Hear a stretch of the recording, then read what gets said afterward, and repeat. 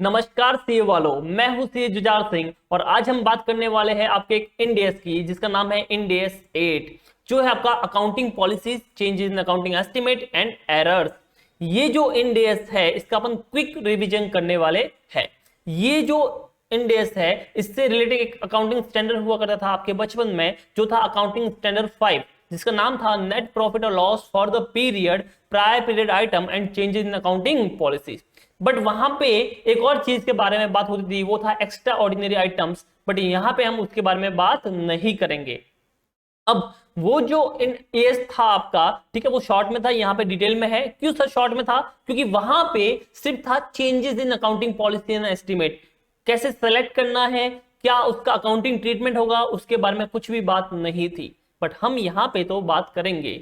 तो क्या है इस इंडेक्स में कि सिलेक्शन कैसे होगा, चेंज कैसे होगा अकाउंटिंग पॉलिसी में, ठीक है, ट्रीटमेंट क्या होगा, change in accounting estimate and policies, and finally accounting for the correction of the prior period errors. वहां पे प्रायर पीरियड आइटम था, यहाँ पे प्रायर पीरियड एरर्स या सिर्फ एरर्स हम इसको बोलते हैं। ये जो इंडेस है इसका ऑब्जेक्टिव क्या है? तो भैया यहाँ पे इसका ऑब्जेक्टिव है कि क्राइटेरिया प्रोवाइड कराना for accounting treatment of the accounting policies and their changes. Second is change in accounting estimate and the finally correction of errors. ठीक है, तो हम तीनों को सेपरेट पढ़ते हैं। The first one is your accounting policies.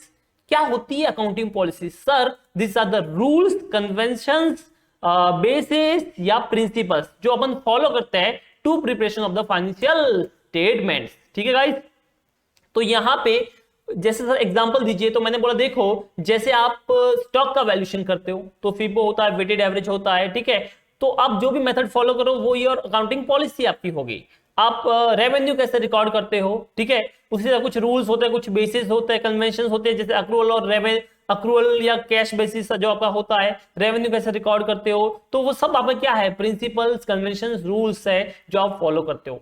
Now sir कैसे मैं किसी अकाउंटिंग पॉलिसी को सिलेक्ट करूंगा, ओके, और कैसे उसको अप्लाई करूंगा उसके बारे में बताइए। तो मैंने बोला देखो जैसे आपके पास बहुत सारी मेथड है स्टॉक वैल्यूएशन की, फिपो है, लिफो है, वेटेड एवरेज है, रिटेल प्राइस मेथड है, स्टैंडर्ड कॉस्टिंग है, बहुत सारी मेथड है आपके पास। तो मैं कैसे किसी को पर्टिकुलर फॉलो करूंगा? तो बेटा उसके लिए आपको जाना पड़ेगा उस इंडेस में जो उसके बारे में बात करता है। तो इसका मतलब when there is a specific indices या guidelines about the following a particular policy, तो आपको करना क्या है, उस जो भी इंडेक्स में लिखा हुआ है ना उसको करना है अप्लाई। ठीक है, बट सर ऐसा कुछ भी इंडेक्स नहीं है तो क्या? तो मैंने बोला अब प्रॉब्लम आ गई है, कुछ इंडेक्स, कुछ ऐसा इश्यू आया जिसके बारे में कोई इंडेक्स नहीं है, तब क्या होगा सर? तो मैंने बोला सुनो, उस केस में आपको सीन में लाना है कुछ लोगों को जिनको अपन बोलते हैं मैनेजमेंट। अब ये जो मैनेजमेंट लोग हैं ना वो अपना जजमेंट यूज करेंगे। तो सर वो तो कुछ भी कर सकते हैं? नहीं, कुछ रूल्स है, कुछ हायरार्कीज है, उसके हिसाब से उनको करना पड़ेगा। क्या है वो कि सबसे पहले आपको चेक करना है मैनेजमेंट लोगों को कि क्या कुछ सिमिलर इंडेक्स है क्या जो उसके बारे में बात करता है।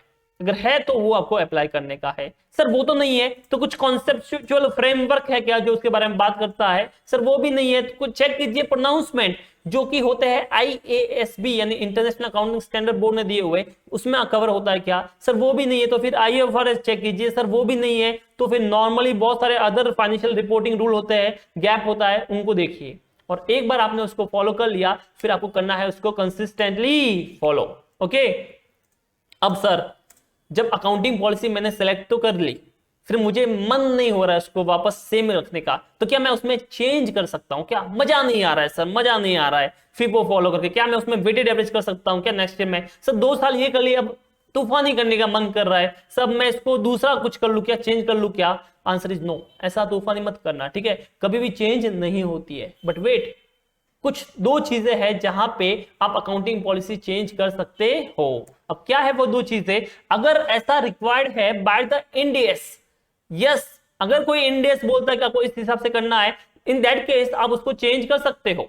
ठीक है, तो अगर आपका इंडेस है वो बोल रहा है कि आपको इसका ट्रीटमेंट ऐसे करना है और आप दूसरा मेथड फॉलो कर रहे हो, इन दैट केस आप डेफिनेटली उसमें अकाउंटिंग पॉलिसी में चेंज कर सकते हो।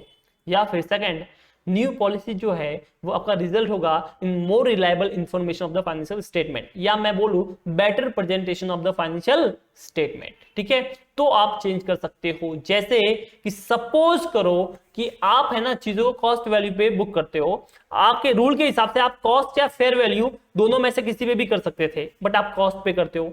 बट अब आपको लगता है कि शायद मुझे उसको फेयर वैल्यू पे करना चाहिए तो ज्यादा बेटर प्रेजेंटेशन होगा, इन दैट केस आप कर सकते हो। अंडरस्टूड? तो क्या मैं चेंज कर सकता हूं? यस, अगर आपका मोर रिलायबल इंफॉर्मेशन आएगा, बेटर प्रेजेंटेशन होगा, तब आप चेंज कर सकते हो। अब चेंज करना तो समझ में आ गया, बट चेंज करूंगा तब कैसे होगा, हाउ? तो मैंने बोला देखो, आप जब भी कुछ इंडियस में बात कर रहे हो तो मान लो आप दूसरा इंडियस फॉलो कर रहे हो, चेंज इन अकाउंटिंग पॉलिसी कर रहे हो, तो मान लो एक चीज यहाँ पे ये इंडियस में आप पहले कर रहे थे, अब आपको इस इंडियस में करना है। ठीक है, तो इसको अपना घर चेंज करके इधर आने का है। तो ये जो दूसरा इंडियस है ना, वो जब भी किसी नए बंदे को लेता है ना, तो मान लो उसका कुछ रूल है, ठीक है, कि भाई कुछ ऐसा आपको इस हिसाब से करना पड़ेगा, तो आपको चेक करना पड़ेगा transitional provision in new Indians. ठीक है, तो जब भी कोई न्यू इंडेक्स में आप जा रहे हो तो चेक करना पड़ेगा क्या वहां पे कुछ ट्रांजिशनल प्रोविजन है क्या। ट्रांजिशनल प्रोविजन मतलब वो स्टार्टिंग के रूल, जब भी कोई दूसरा उसके घर में आता है तो बोलता है आपको ये चीजें करने की है, तो कुछ ट्रांजिशनल प्रोविजन है क्या, अगर है तो वो आपको फॉलो करने पड़ेंगे। ठीक है, नहीं तो फिर रेट्रोस्पेक्टिव इफेक्ट देना पड़ेगा। सर ये रेट्रोस्पेक्टिव क्या होता है कि आपको उस चीज को ऐसे कंसिडर करना है जैसे आपके पास स्टार्ट से था, कि सपोज करो आपने कोई स्टॉक था, आप उसको फिफो मेथड से यूज कर रहे हो 2 साल से। ठीक है, बट अगर आप वेटेड एवरेज करना चाहते हो और वो पॉसिबल है, इन दैट केस आपको उसका रेट्रोस्पेक्टिव इफेक्ट देना पड़ेगा। इसका मतलब जैसे कि वो स्टॉक आपके पास 2 साल से तो जो पहले था उसको आपको वेटेड एवरेज के हिसाब से कंसीडर करना पड़ेगा और फिर आप उसका इफेक्ट दोगे। ठीक है, तो आपको ऐसा मानना पड़ेगा जैसे अपने पास वो स्टार्ट से था। पर सर मान लो 10 साल पहले की चीज है और मैं 10 साल पहले जा नहीं सकता बिकॉज मेरे पास डेटा अवेलेबल नहीं है। ठीक है, तो ये कुछ प्रैक्टिकल तुमने बात की कि सर 10 साल पहले तो जा नहीं सकता या 20 साल पहले जा नहीं सकता, तो मैंने बोला तब तक जाओ जब तक तुम्हारे पास इंफॉर्मेशन अवेलेबल है। तो what if record are not available और not feasible, then from feasible years, that is from record available, वहां तक आपको वहां से अपन रेट्रोस्पेक्टिव देना शुरू करेंगे। बोलो समझ में आया ये वाला? अब सर एक और चीज लास्ट है इसके बारे में, अकाउंटिंग पॉलिसी के बारे में, वो क्या है कि मैं इन चीजों को चेंज इन अकाउंटिंग पॉलिसी नहीं बोलूंगा। अब क्या वो 2 चीजें है वो नोट कीजिए कि अगर मान लो मैं कोई न्यू पॉलिसी एडॉप्ट कर रहा हूं, new policy for new transaction, in that case उसको मैं चेंज इन अकाउंटिंग पॉलिसी नहीं बोलूंगा। क्यों? क्योंकि उससे पहले पॉलिसी थी ही नहीं ना, तो चेंज कहां पे हुआ। तो ये चीज ध्यान रखना कि अगर कोई न्यू पॉलिसी आप अडॉप्ट कर रहे हो फॉर द न्यू ट्रांजेक्शन, तो उसे मैं चेंज इन अकाउंटिंग पॉलिसी नहीं बोलूंगा। And second is very very important कि मान लो कि जो भी आपका सब्सटेंस था वो चेंज हो गया। जैसे सपोज करो कि मैं है ना पीपी का वैल्यूएशन करा था, ठीक है, एज पर द इंडियस।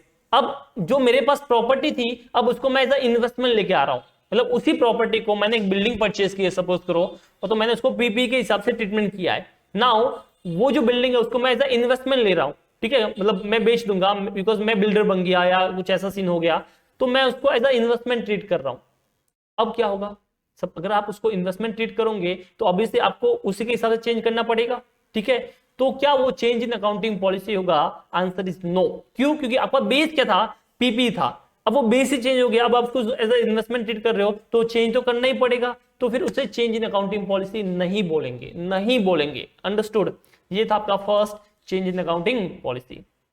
अब बात करते हैं अकाउंटिंग एस्टिमेट की। ठीक है, आपको पता है बिजनेस में बहुत सारी चीजें ऐसी होती है जो अपने को मालूम नहीं होती है, तो अपने को क्या करना पड़ता है, उनका एस्टिमेट करना पड़ता है और फिर ये अपन फाइनेंशियल स्टेटमेंट बना सकते हैं। जैसे useful life of the asset, ठीक है, जब आप डेप्रिसिएशन चार्ज करते हो तो आप यूजफुल लाइफ देखते हो, आप रेसिडुअल वैल्यू देखते हो, तो प्रोविजन फॉर वारंटीज बनाते हो, ठीक है, बेड डेप्स का प्रोविजन करते हो, तो हमको थोड़ी एग्जैक्ट आइडिया होता है कि इतना होगा। हम क्या करते हैं, एक एस्टिमेट लेते हो। वो पता ना, आपका दोस्त बोलता है कि हाँ बस तेरा घर इधर है, 5 मिनट में आ रहा हूँ, वो 5 मिनट उसने कैसे लिया होगा कि उसको पता है कि तुम्हारा घर इतना दूर है तो मैं 5 मिनट में पहुंच जाऊंगा। ठीक है, और कई बार ट्रैफिक होता है तो बोलता है कि भैया थोड़ा टाइम लगेगा, तो वो सब क्या है, वो एक एस्टिमेट ही तो है। ऐसे कैसे अकाउंटिंग में भी होता है। ठीक है, क्या आप एस्टिमेट करते हो? क्या मैं एस्टिमेट को चेंज कर सकता हूं क्या सर? क्या उधर भी चेंज इन अकाउंटिंग पॉलिसी जैसा कुछ रेस्ट्रिक्शन है क्या? नहीं कर सकता ये? नहीं बेटा, यहां पे आप चेंज कर सकते हो। ठीक है, पर चेंज कब करने का वो बात करते हैं, चेंज कैसे होगा, तो आपको करना होगा एडजस्टमेंट इन कैरिंग अमाउंट। ठीक है, कब करोगे? जब आपके पास कुछ न्यू इन्फॉर्मेशन आ जाएगा, ठीक है। आप ऑब्वियसली पीरियोडिक कंजम्पशन के हिसाब से भी आप कर सकते हो कि पहले आपको लगता था 10-10 साल चलेगा, बट अब आपको लगता है 5 साल चलेगा, तो उस हिसाब से भी आप कर सकते हो। कभी भी एक चीज याद रखना कि जो भी आपका अकाउंटिंग एस्टिमेट में चेंज है, ठीक है, that is not a correction of errors, ठीक है। वो कोई गलती नहीं थी, आपने एस्टिमेट चेंज किया, वो कोई गलती नहीं थी जिसको आपने सही किया है, तो ये चीज ध्यान रखना। तो न्यू इन्फॉर्मेशन के हिसाब से आप इन चीजों को चेंज कर सकते हो।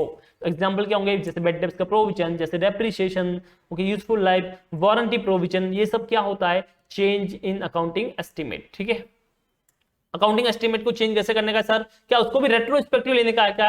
आंसर इज नो, क्योंकि वो कोई मिस्टेक नहीं थी, ठीक है। उसका कुछ आपको क्या करने का है? आपको नॉर्मली प्रोस्पेक्टिवली इफेक्ट देने का है। प्रोस्पेक्टिवली मतलब जैसे बस अभी का करंट डेट का जो भी इफेक्ट है वो दे दो, उसके हिसाब से आगे हमेशा उसके हिसाब से होता जाएगा।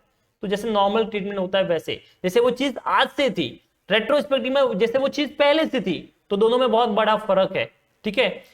अब हम आखिरी बात करेंगे प्रायर पीरियड एरर्स, यानी जिसको मैं शॉर्ट में बोलूंगा एरर्स की, ठीक है। एरर्स क्या होता है? That is the omission from और misstatement in the financial statement for a prior period as a result of ignoring और मिस यूजिंग अवेलेबल इंफॉर्मेशन, ठीक है। जैसे मैथमेटिकल मिस्टेक हो जाती है, कई बार मिस्टेक इन अप्लाइंग पॉलिसी हो जाता है, ओमिशन हो जाता है, लिखना भूल गए तुम, ठीक है, गलत लिख दिया, जानबूझ के लिखा, फ्रॉड कर लिया, तो वो सब चीजें होती है। तो सर उसको कैसे सही करेंगे? तो आपको सबसे पहला चीज चेक करने का है कि क्या वो जो भी आपका एरर हुआ है, क्या वो मटेरियल है क्या? अब सर हम कैसे पता करें कि वो मटेरियल है? तो सिंपल, अगर उस चीज से तुम्हारे यूजर का डिसीजन चेंज हो जाए तो उसे बोलेंगे मटेरियल, अदरवाइज वो इमटेरियल होगा। जैसे मान लो 10,000 रुपए का चोरी हो गया, ठीक है, अब वो तुम लिखना भूल गए, लॉस बाय थेफ्ट हो गया 10,000 का, आप लिखना भूल गए, और आपकी कंपनी रिलायंस कंपनी है, तो ये बताओ रिलायंस अरबों में बात करती है, तो 10,000 रुपीज तो कोई प्रॉब्लम है ही नहीं ना, उससे किसी भी यूजर का डिसीजन चेंज नहीं होगा। समझ में आया? तो क्या आपको पता चले कि आप शेयर में इन्वेस्ट करने वाले हो, किसमें? रिलायंस में, और आपको पता चले कि 10,000 का मिस्टेक हुआ था जो उसने नहीं रिकॉर्ड किया, रेक्टिफाई किया, तो क्या आप उसमें इन्वेस्ट नहीं करोगे क्या? ठीक है, आपको तो पता भी नहीं चलेगा क्योंकि वो पॉइंट में होगा ना, 1000 करोड़ ऐसा कुछ होगा, तो आपको आइडिया भी नहीं होगा, तो वो वहां पे इमटेरियल होगा। बट वहां पे मैं अगर पान के गल्ले वाले की बात करूं जिसका टर्नओवर ही छोटा सा है, तो उसके लिए 10,000 बहुत बड़ी बात होती है। तो मटेरियलिटी डिपेंड करती है, आपने पढ़ा होगा कहीं ना कहीं पे, ठीक है। तो आपको चेक करना पड़ेगा क्या वो मटेरियल है। अगर आपका आंसर यस सर है, तो आपको उसका रेट्रोस्पेक्टिव इफेक्ट देना पड़ेगा। क्या देना पड़ेगा? रेट्रोस्पेक्टिव इफेक्ट देना पड़ेगा, ओके। फिर आप जब कंपैरेटिव बनाओगे तो आपको कंपैरेटिव पे भी इफेक्ट देना पड़ेगा, और या फिर ओपनिंग बैलेंस पे आपको करना पड़ेगा। अब answer is no sir, material नहीं है तो करंट रिपोर्टिंग पीरियड में जो भी है आप उसका कर लो, आपको कोई रेट्रोस्पेक्टिव करने का काम नहीं है। समझ में आया ये? तो गाइस ये था आपका इंड एस 8। तो प्लीज मुझे कमेंट करके बताइए कि आपको ये समझ में आया। ये शॉर्ट में रिवीजन था जो मैंने कराया है। चलिए फिर मिलेंगे और किसी वीडियो में, तब तक के लिए बाय बाय, अलविदा।